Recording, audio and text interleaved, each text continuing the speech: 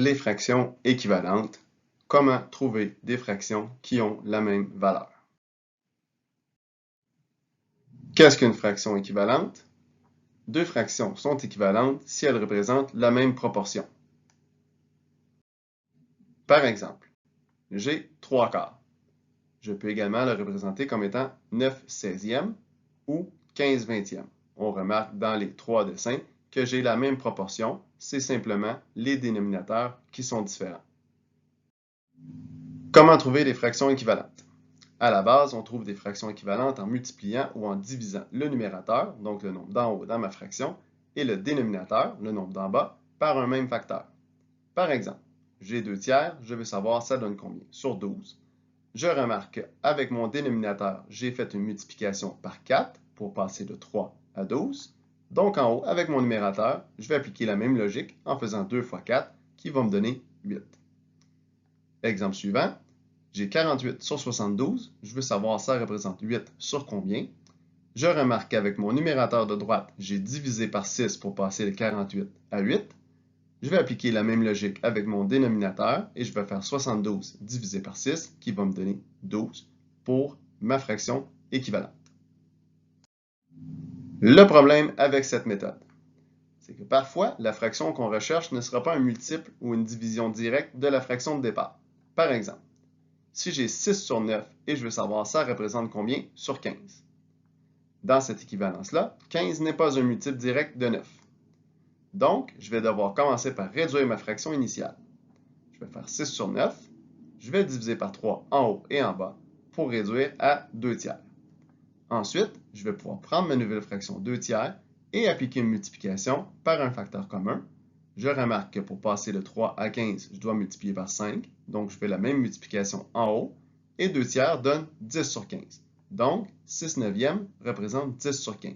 Cette méthode-là rajoute plusieurs étapes à notre calcul parce qu'il faut commencer par réduire la fraction avant de la retransformer, qui n'est pas très utile. Le produit croisé, ce que certaines personnes connaissent comme étant la règle de 3. Quand j'ai deux fractions qui sont équivalentes, si je multiplie les nombres qui sont en diagonale l'un de l'autre, ça va donner la même réponse. Par exemple, j'ai 36 sur 54 et 74 sur 111. Je veux vérifier si ce sont deux fractions équivalentes. Je vais faire 54 fois 74 qui me donne 3996 et je vais faire 36 fois 111, ça me donne également 3996. J'ai donc deux fractions qui sont équivalentes. Je vais utiliser la même logique afin de trouver des équivalences à l'aide de ce qu'on appelle le produit croisé ou ce que certaines personnes appellent la règle de 3. Le produit croisé, son nom le dit. Comment on fait? On fait une multiplication en diagonale. Donc, on va multiplier les deux valeurs qu'on connaît qui sont situées en diagonale l'une de l'autre et on va ensuite diviser la réponse par le dernier nombre qu'on connaît afin de trouver notre terme manquant. Voyons quelques exemples. Premier exemple, j'ai 3 cinquièmes, je veux savoir ça fait combien sur 25. Je pourrais évidemment utiliser la méthode de simplement multiplier en bas et en haut, mais comme on a vu précédemment, parfois ça ne fonctionne pas.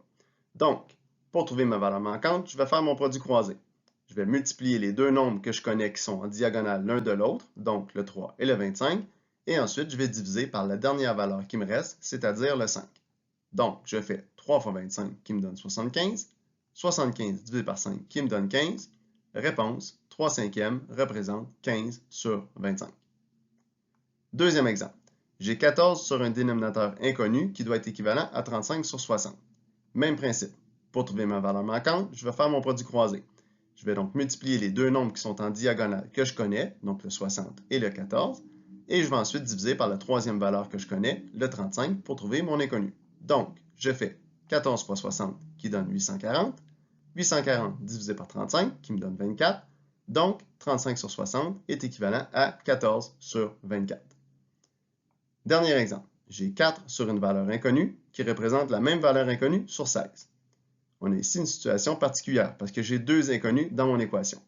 Par contre, on se rappelle que quand des fractions sont équivalentes, si je multiplie une diagonale, ça va me donner la même réponse que l'autre diagonale. Donc, puisque la multiplication des deux nombres connus va nous donner un premier produit, on va chercher quel nombre, multiplié par lui-même, va donner la même réponse. Autrement dit, 4 fois 16 me donne 64. Je cherche maintenant quel nombre, multiplié par lui-même, donne 64. On a appris que c'était 8 fois 8 qui donnait 64. Donc, 4 huitièmes est équivalent à 8 seizièmes. Voilà! J'espère que cette vidéo t'a aidé à mieux comprendre. N'hésite pas à consulter les autres vidéos sur la chaîne au besoin.